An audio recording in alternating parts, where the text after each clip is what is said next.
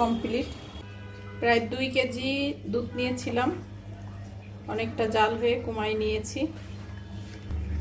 Half cup মতন আছে। চাউল ভিজিয়ে রেখেছিলাম, এটা দিয়ে দিব।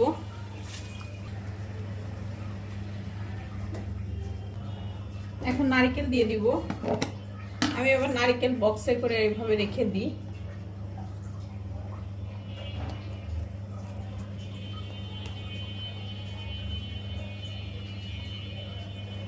এক কাপ চিনি দিয়েছি, এর সাথে গুঁড়ো যাবে, বেশি চিনি দিব না। কয়েক টুকরা দারচিনি আর এলাচ দিয়েছি। এখন একটু গুড় দিয়ে দিব। গুড়টা জ্বালিয়ে রাখছিলাম, একটু দলা পেকে গেছে, ফ্রিজে রাখছি।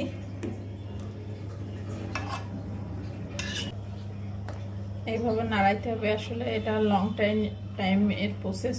আসলে লং টাইম ধরে আপনার নাড়াইতে নাড়াইতে নাড়াইতে এটা একটু সরা যায় না যে পুড়ে যাবে, লেগে যাবে। দুধ দিয়ে দিলাম।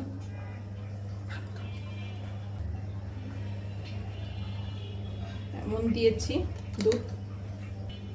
2 কাপ দুধ দেওয়ার কারণ যে দুধ দিয়েছি, এবার কঠোর দুধ দিলেও একটু ঘন ভাব আসবে, খেতেও মজা, আলাদা একটা টেস্ট। আর যে সুজি রেখেছিলাম, সুজিটা দিয়ে দিব।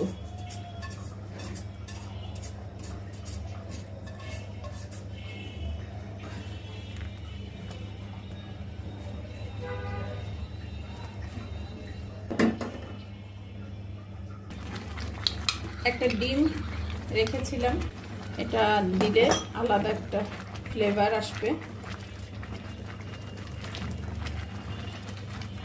এখন কারো ইচ্ছে হলে দিতেও পারেন, আবার যার ইচ্ছা হবে না সে দিবেন না। আমার ইচ্ছে, আমি এইভাবেই করি, কারণ আমার মা খালাদের দেখছি এইভাবে করতে। আর আমরা যশোর খোলা মানুষ, আমাদের ওই দিকের মানুষটা সবাই জানে। কেউ যদি ঢাকায় আপনাদের পরিচিত থাকে তো আপনারা শুনবেন, এইভাবে আমরা বানাই। বাবা, হালুয়া যেমন ছুটতে থাকে, এটাও একই অবস্থা।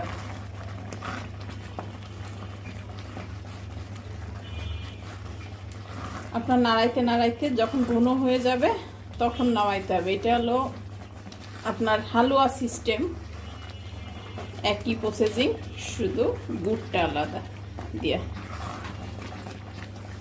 আমি একটু বেশি করে রেখেছি, এটা ধরেন 2-3 দিন চলে যাবে বানাইলে। ফ্রিজে রেখে যখনই মন চাইলে একটু করে বের করে পিঠে বানিয়ে খেয়ে ফেললাম। প্রায় হয়ে আসছে। এই যে পাত্রে বেশি করে উঠিয়ে রাখবো।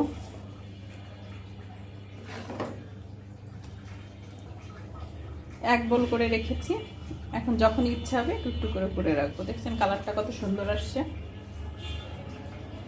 যে না নরম না শক্ত। এই যে চালের গুঁড়ো দিয়ে দেবো 3 কাপ, সাদা কাপের এই যে 3 কাপ গুঁড়ো দিয়ে দিলাম। ময়দা দিব হাফ কাপ মতন। কঠোর দুধ দিয়ে দিব হাফ কাপ। লবণ,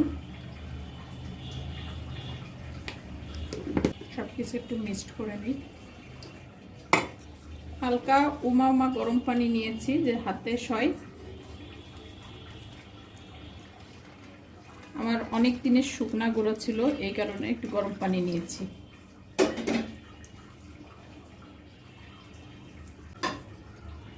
সামান্য একটু গুড় দিয়ে দিব কালার আসার জন্য।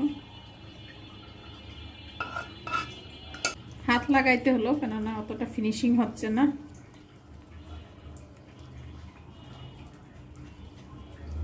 যাদের ফ্রিজে, আর আমি সারা বছর ধরেই পোলার চাল, ছোলার ডাউল, চালের গুঁড়া এইগুলো ফ্রিজিং করে রাখি। ডোটা কমপ্লিট হয়ে গেছে, এখন ডিমটা দিয়ে দিব।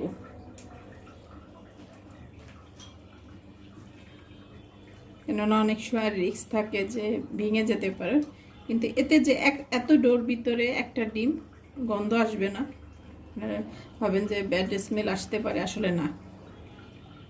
তেল ব্রাশ একটু করে নিতে হবে, প্রথমবার লেগে যাওয়ার সম্ভাবনা আছে।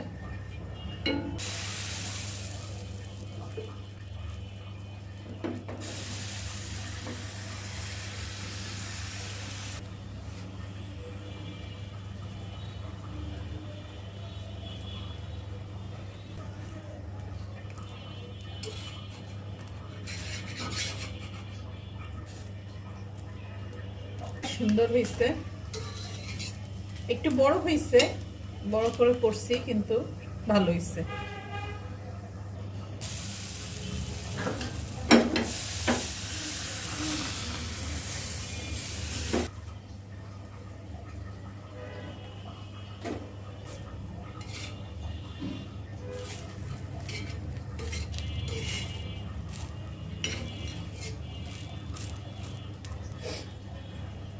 এইভাবে প্রত্যেকটা করে নেব। পাটিসাপটা পিঠে কমপ্লিট। এই যে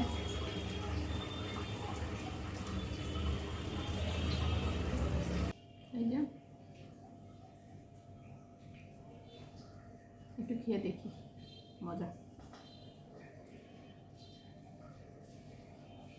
মজা আছে।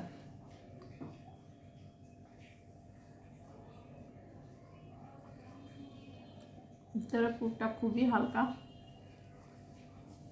ভালো লাগছে। তো পাটিসাপটাটা ভালোই মজা হয়েছে। আপনারা এইভাবে বানাবেন হালকা করে। মিষ্টিটা অনেক বেশি আমার ভালোও লাগে না।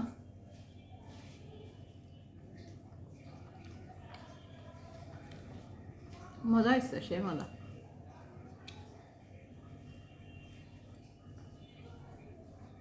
কারা কারা এইভাবে বানায় আমাকে কমেন্ট করে জানাবেন কোন কোন অঞ্চলে। তো খুদা হাফেজ, ভালো থাকেন।